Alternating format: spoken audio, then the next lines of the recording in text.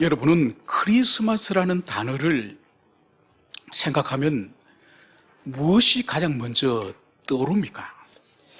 어느 대학 교수가 성찬들이 다가오니 자신이 가르치고 있는 한 40여 명의 학생들에게 이런 질문을 했다고 합니다.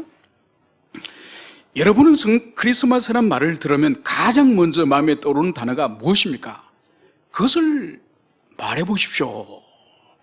그래서 학생들이 40여 명 되는 학생들이 한 명씩 크리스마스라고 생각하면 머릿속에 딱 떠오르는 그 단어를 한 명 한 명씩 쭉 이야기를 하는 거예요.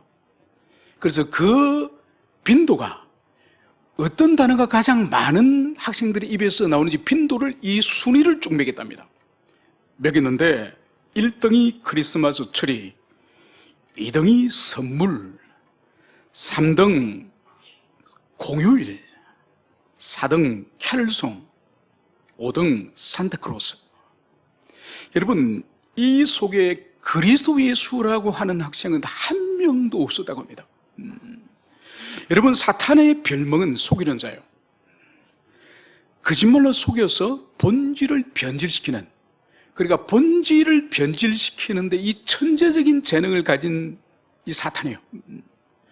여러분, 그래서 에덴에서 창조주 하나님께서 선악과를 에덴 동산에 두시고 그 선악과를 볼 때마다 하나님은 하나님이시고 우리 인간은 그의 피조물에 불과한 존재로서 항상 하나님을 경외하고 그분을 의존하며 살도록 선악과를 에덴 동산 중앙에 두셨는데 사단이 와서 어떻게 인간을 속이게 됩니까?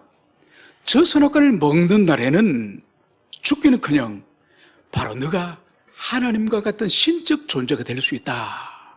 저거를 먹어봐라. 우리 첫 조상은 자신이 피조물됨을 잊어버리고 하나님쯤 되고자 하는 그 욕망으로 결국은 선악과를 따먹지 않았습니까? 그래서 사탄은 인간을 처음부터 속이는 자예요. 여러분, 성탄절도 마찬가지입니다. 하나님을 떠나서 하나님과의 관계가 깨어진 이후에 흑암과 저주 가운데 있는 우리 인생들을 하나님 편에서 찾아오셔서 다시 하나님과 관계를 회복시키시기 위해서 하나님이 사람 되어 오신 이 날이 성탄절이지 않습니까? 그러나 사탄은 우리 주님이 이 땅에 오신 것을 부정하지 않아요. 우리 주님의 성육신을 거부하지 않아요. 그러면서 사탄은 이렇게 말하는 거죠. 예수님이 오신 날 얼마나 좋은 날인가. 이날 즐겁고 신나게 먹고 마시고 그리고 선물도 주고받으며 이 날을 즐기라. 여러분, 이 땅에 대속주로 오신 그분을 맞이하는 마음이 먹고 마시는 세상의 어떤 세속주의 축제일로 바꿔버린 것이 이게 바로 사탄의 전략이에요.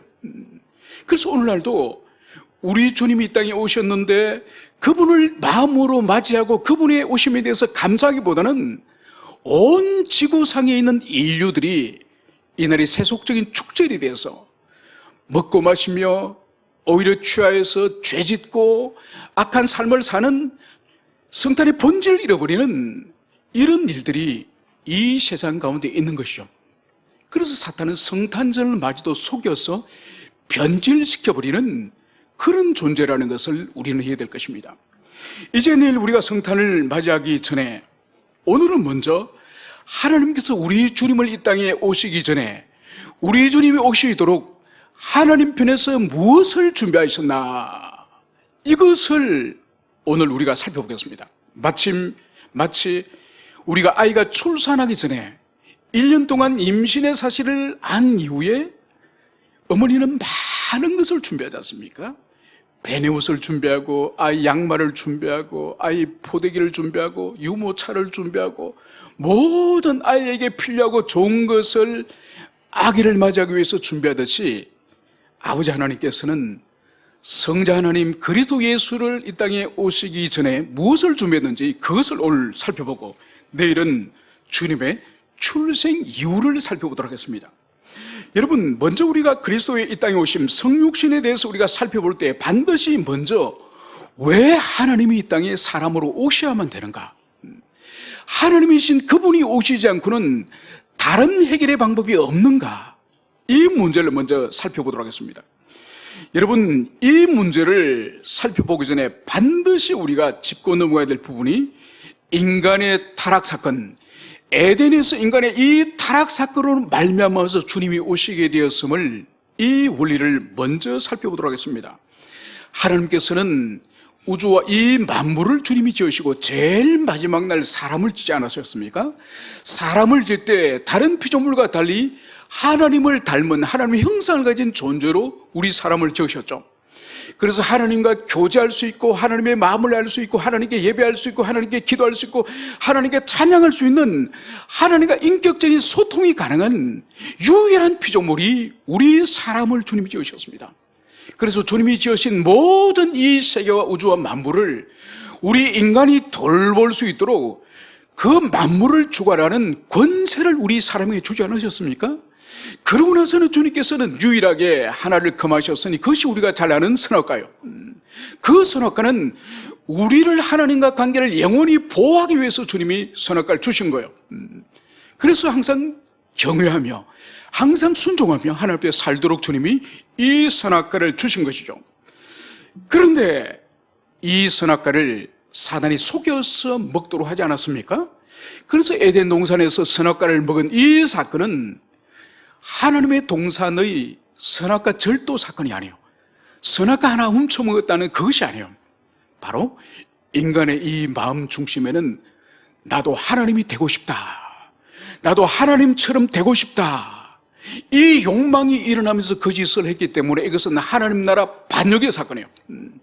그래서 하나님을 제거하고 하나님을 없애고 자신이 하나님이 되고자 했던 이 엄청난 이 악한 욕망, 이것이 바로 이 선악과 사건의 본질이에요. 그래서 이 죄의 크기는 이 세상에 무엇으로도 갚을 수 없는, 심지어 첫 인류 아담과 하와의 죽음을, 목이 잘려서 죽임을 당하더라도 그 죄의 크기를 감당할 수 없는 어마어마한 죄를 이들이 저질렀음을, 그것을 볼 수 있습니다. 그래서 하나님께서는 당신의 공의의 성품을 따라서 너희들이 먹는 날에는 정령 죽으리라, 반드시 죽으리라, 하나님이 이 말씀을 하셨기 때문에 이들을 에덴에서 그렇게 살게 할 수가 없습니다. 그래서 주님은 두 가지 조치를 취하지 않으셨습니까? 에덴에서 그들이 추방을 당해서 낙원을 잃어버린 신낙원을 그들이 당하는 것이고, 두 번째는 뭐죠? 너희들이 흙이니 흙으로 돌아가라. 주님께서 죽음을 선언하는 것을 볼 수 있습니다. 여러분, 그렇지만은 주님의 이 공의의 성품에 의해서 죽음을 선포하셨고 낙원에서 추방을 선포하셨지만은 주님은 공의의 성품과 함께 사랑의 성품을, 자비의 성품을 아울러 가지신 분이 우리 주님이세요. 그래서 그 죽음을 당일날, 그 선악과를 범한 당일날 집행하지 않으시고 죽음을 유보해 주세요.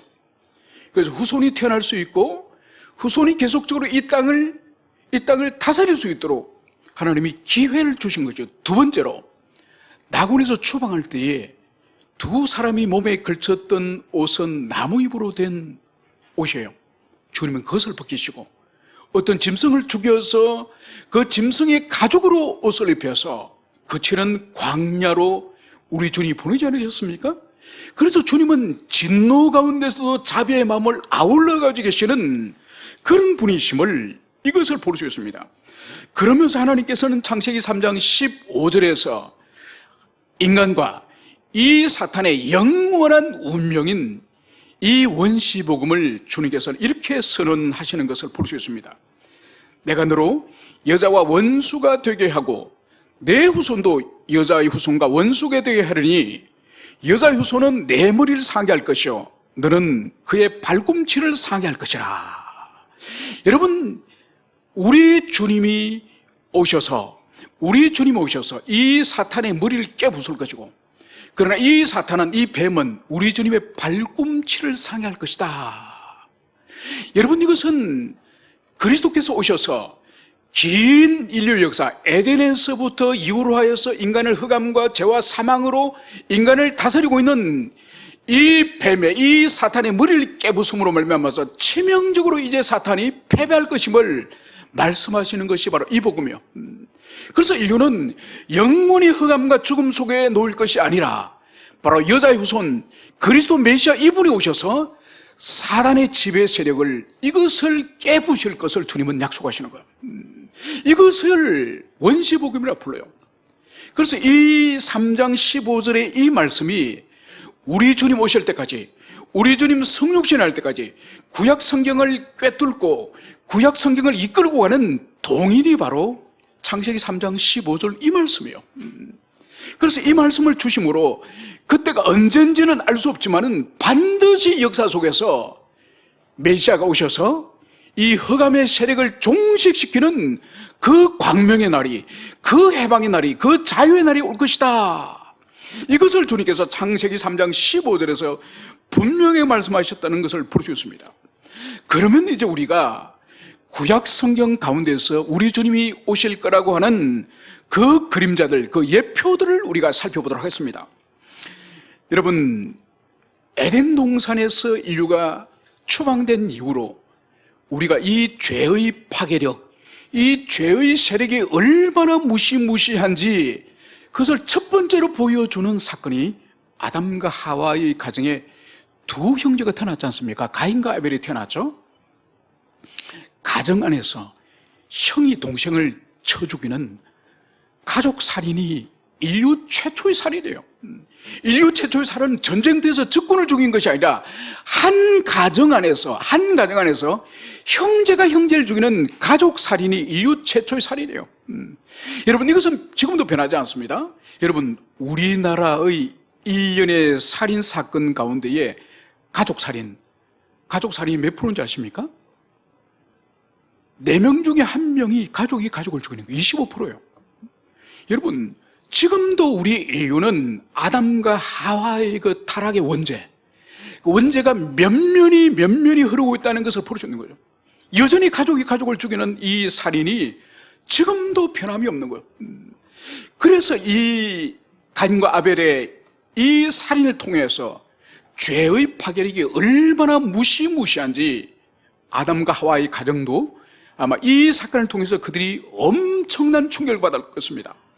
그러면서 하나님께서는 인류의 이 죄가 조금도 쇠약해지지 않고 조금도 감해지지 않고 이제 하나님께서는 창세기 6장에 가서 내가 사람을 지으셨음을 내가 후회한다.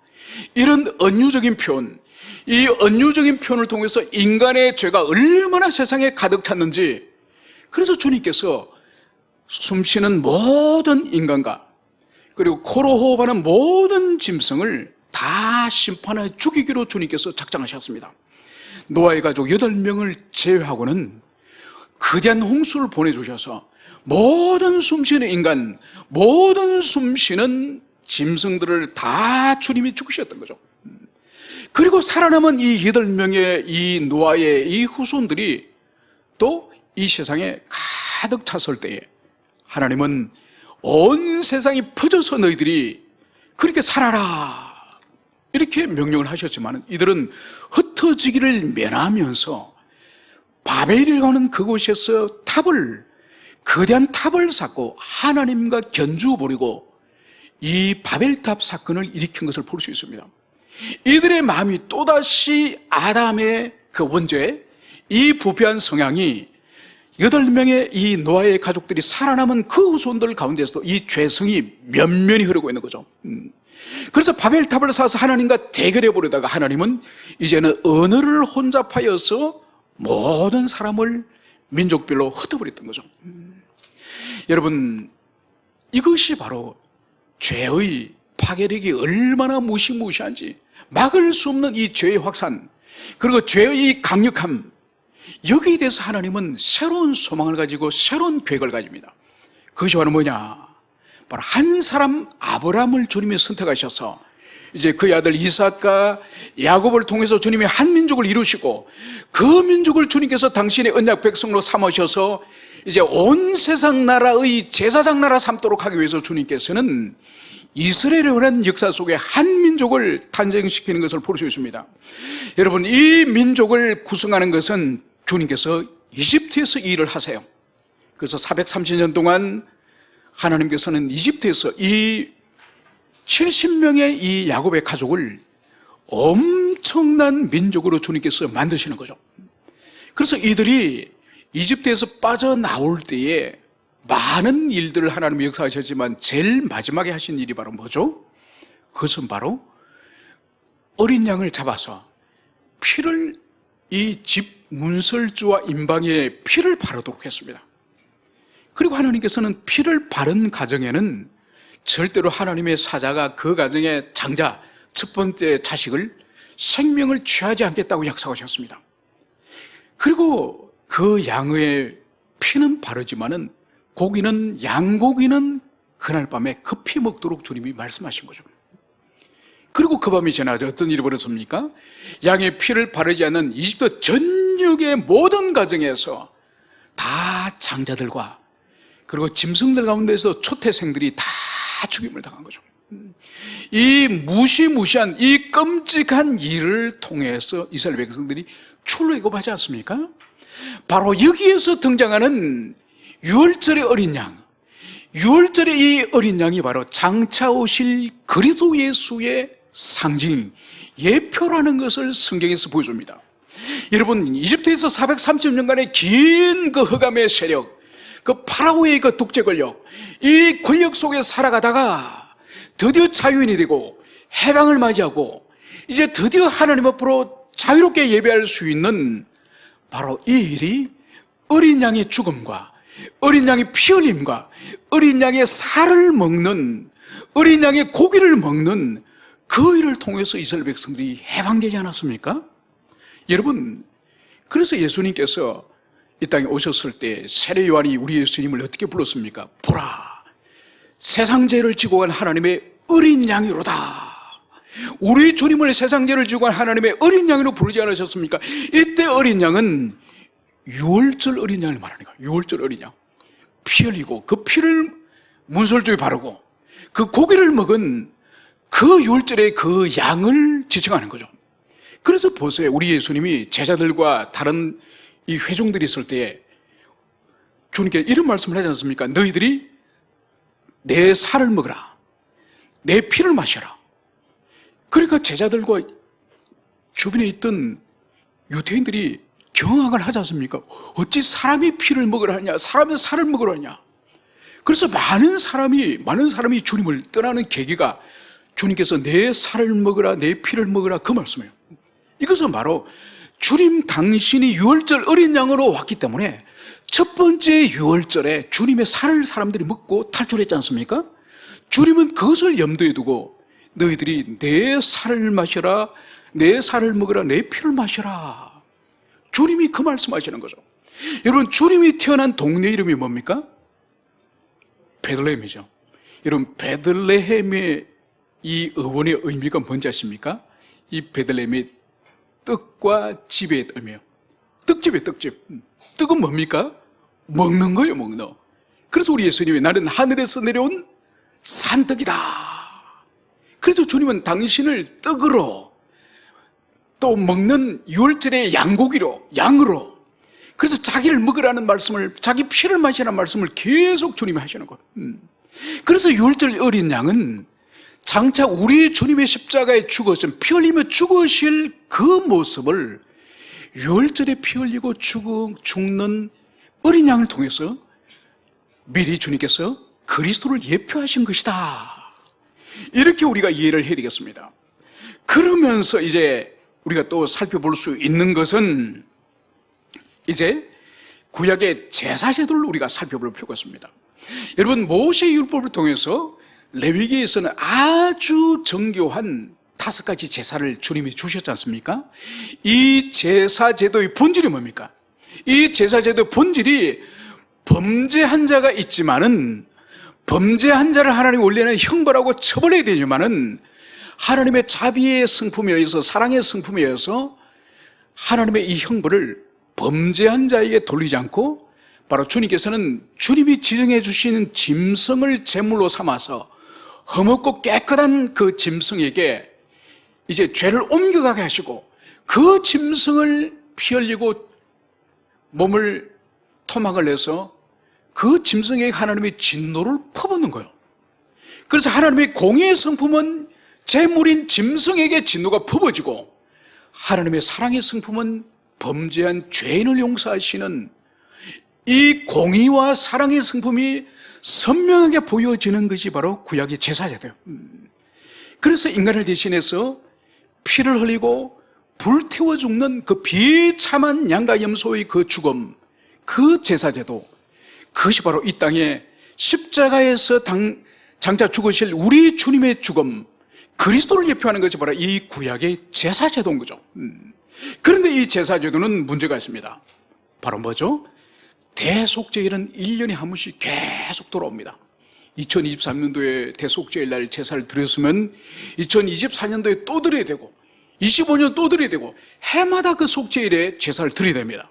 그리고 오늘 내가 죄를 지었으면 오늘 제사를 드려야 되지만은 내일 또 다른 죄를 지었으면 또다시 그 제사를 또 드려야 되는 거예요. 반복적으로 계속 개별적 범죄에 대해서 제사를 드려야 되고 또 속죄일 날은 해마다 또 드려야 되고, 여러분 그래서 이것은 반복의 원리예요. 그러면서 우리 인생들 향해서 하나님이 무엇을 원하시느냐, 그러니까 한 번씩밖에 효력이 없는 이 제사, 그리고 짐승의 죽음으로서 인간의 죄를 속죄하는 임시적인 방편으로서 이 제사, 이거 말고 영원한 효력이 있는, 단 한 번에 영원한 효력이 있는 그런 제사가 없을까, 이것을 사모하게 되는 거예요.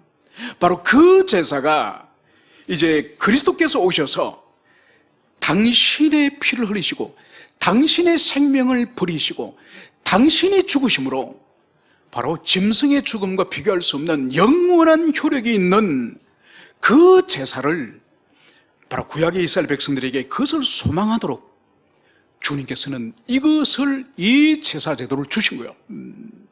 여러분 그래서 보세요. 이 십자가에 달리실 그리스도, 이분은 누구 되겠습니까? 이분은 무한한 하나님의 진노, 무한한 그 진노를 감당할 수 있는 존재여야 돼요. 여러분, 하나님의 무한한 진노를 감당할 수 있는 것은 우리 인간이 할 수 있습니까? 없습니다. 하늘의 천사가 하나님의 진노를 감당할 수 있을까? 없습니다. 그러면 하나님의 진노를 감당할 수 있는 존재는 누군가요? 하나님 자신이에요. 그래서 반드시 이 땅에 그리스도 메시아로 오실 그분은 하나님이셔야 되고, 그리고 하나님과 인간 사이를 중보하는, 하늘의 하나님과 인간 사이를 중보하는 이 존재, 구약의 제사장은 임시방편이고 그분 말고 하나님과 인간을 영원히 중보할 수 있는 존재는 바로 누굴까요? 그분 또한 하나님이셔야 돼요.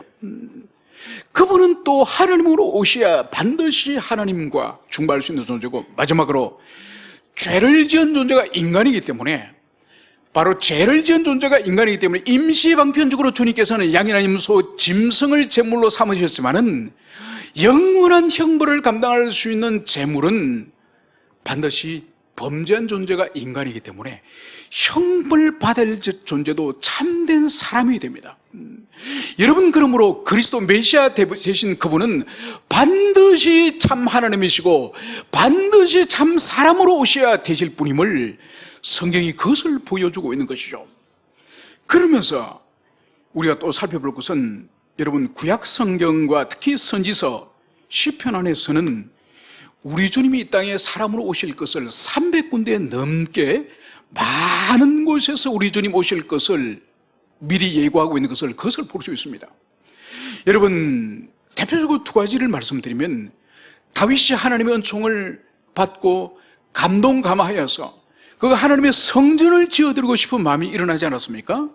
그때 하나님께서 뭘 말씀하셨습니까? 괜찮다. 너는 네 손으로 피를 너무 많이 흘렸고 너희 백성들이 전쟁에 동원되어서 너무 많은 수고와 희생을 했다. 너에게는 성전을 받지 않겠다. 너의 아들에게 가서 성전을 내가 받겠다. 그러면서 하나님께서는 이 다윗의 이 마음을 가상히 여기고, 주님은 사무엘하 7장 16절에서 이렇게 말씀하십니다. 네 집과 네 나라가 내 앞에서 영원히 보존되고 네 왕위가 영원히 경고하리라. 여러분, 다윗의 이 왕위가 영원히 경고할 것을, 너희 후손에게 영원히 경고할 것을 말씀하셨습니다. 여러분, 다윗의 후손은, 여러분, 왕이 20명하고 나라가 망하고 끝납니다. 여러분, 하나님은 영원히 경고하게 하시겠다는데 어찌된 말씀입니까? 여러분, 이것은 인간 왕 다윗, 이 세상 나라 가운데 하나인 이 다윗 왕가를 말하는 것이 아니에요. 영원히 왕이신 그리스도의 왕위를 말하는 거예요.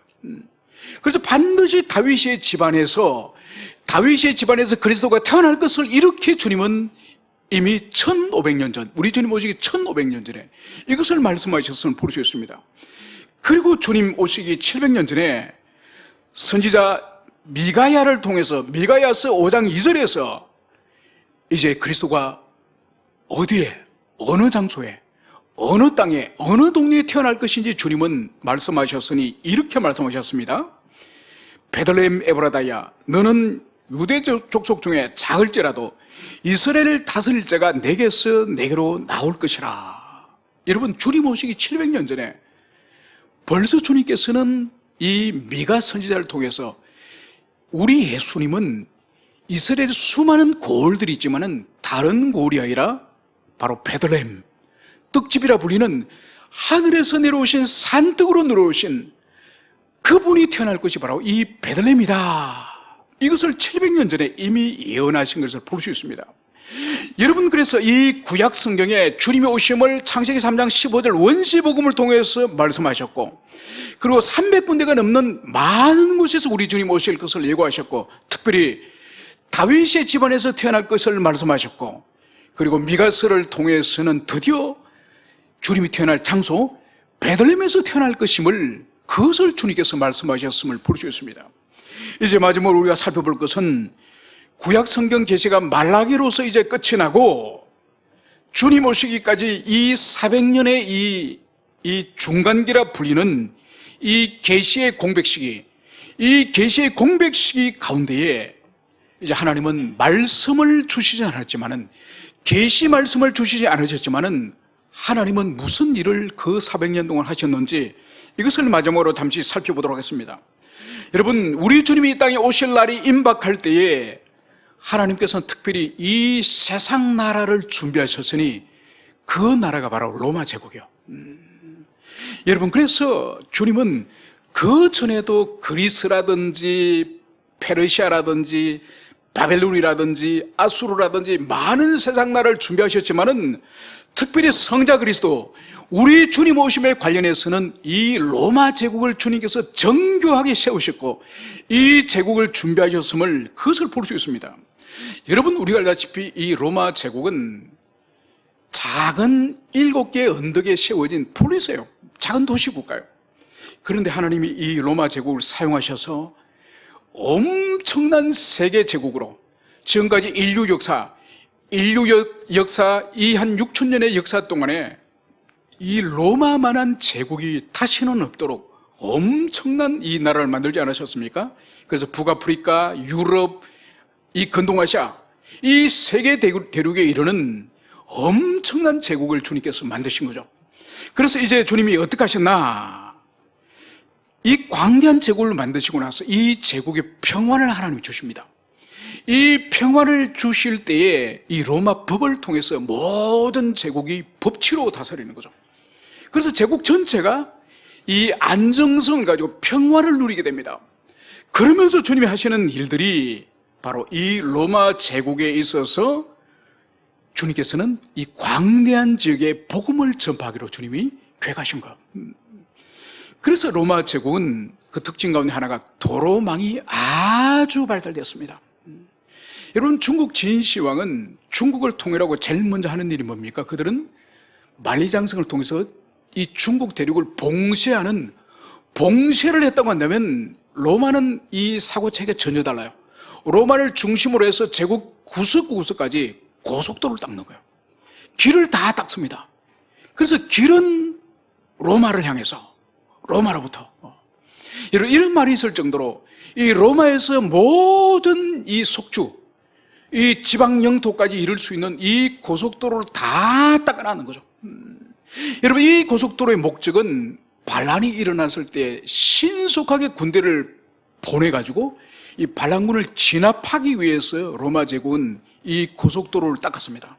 그런데 하나님은 로마 제국은 반란을 진압하는 목적으로 이 고속도로를 닦았지만은 이 도로는 이후에 바울 사도를 비롯해서 하나님의 종들이 이 고속도로를 이용해서 빠른 속도로 로마 제국 전역에 복음을 전가할 수 있는 그 하드웨어를 주님께서 로마의 손을 통해서 만드신 것을 볼 수 있습니다.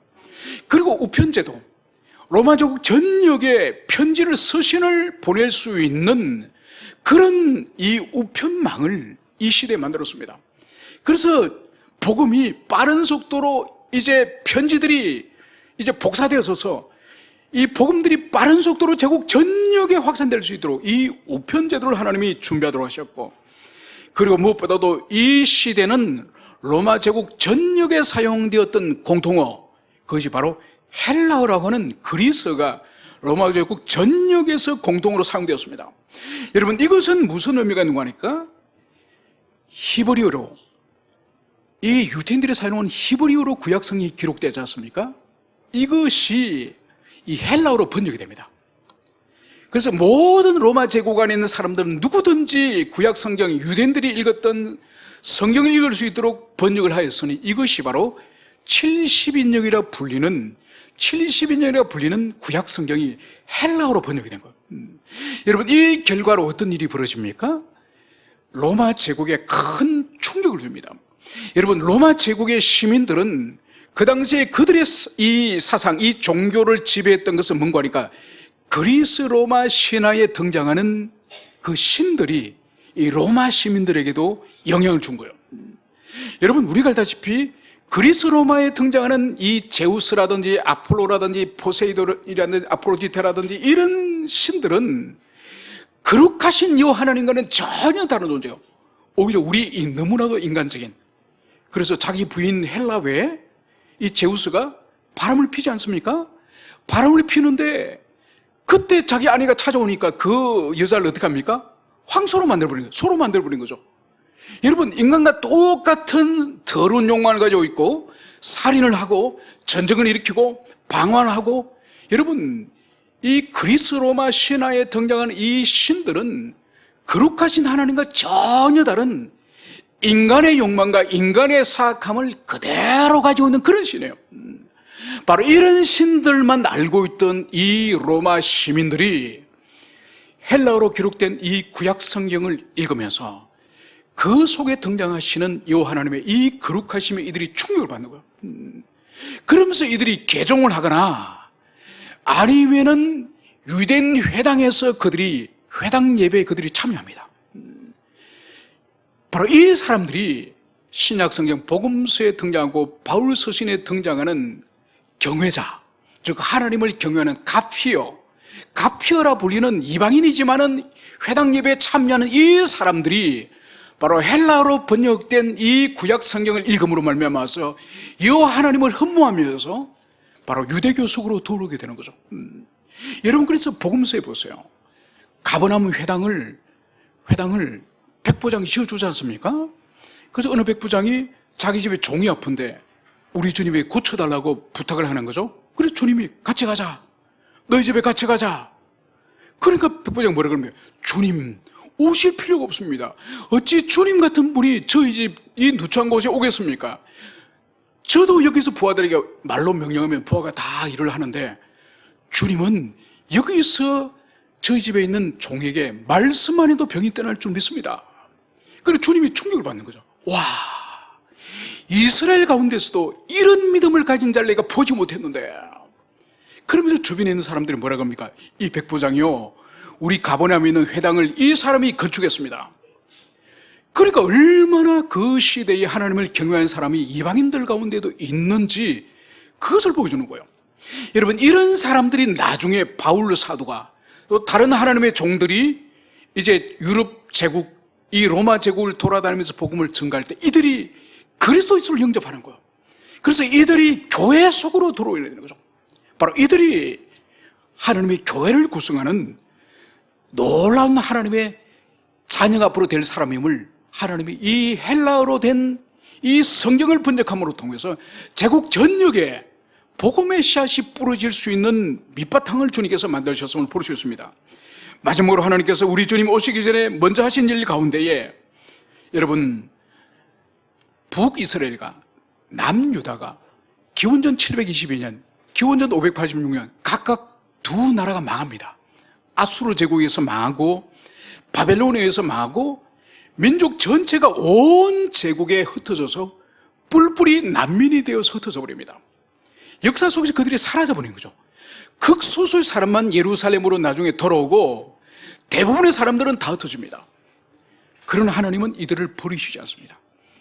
이들이 흩어진 이들이 가는 곳마다 회당을 세우고 가는 곳마다 유대인 공동체를 세워서 이제 바울과 하나님의 종들이 복음 선교를 할 때에 이들이 주님을 그리스도를 영접하고 이들이 교회 속으로 들어오도록 주님이 이 바벨론으로부터 멸망, 아수르로부터 이 멸망마저도 주님께서 복음 전도 사역을 위해서 사용하셨다는 것을 이것을 볼 수 있습니다.